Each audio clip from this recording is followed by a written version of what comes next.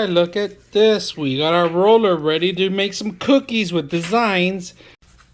This is the regular one. Mm-hmm. Then I'm gonna, cause Oops. it sticks, that's why.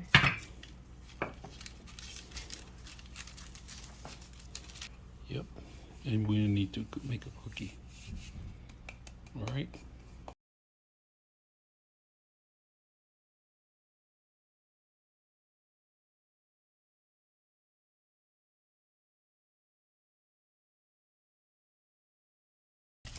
There you go.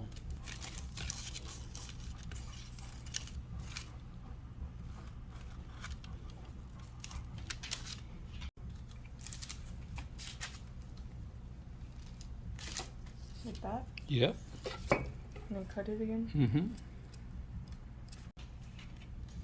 Ooh, that's a perfect one right there. All right, there's your cookies, guys. We made a couple of them, but look at this. You're gonna have to put food dye so you can actually see them really good. But so far, so good. I hope you guys enjoyed the video.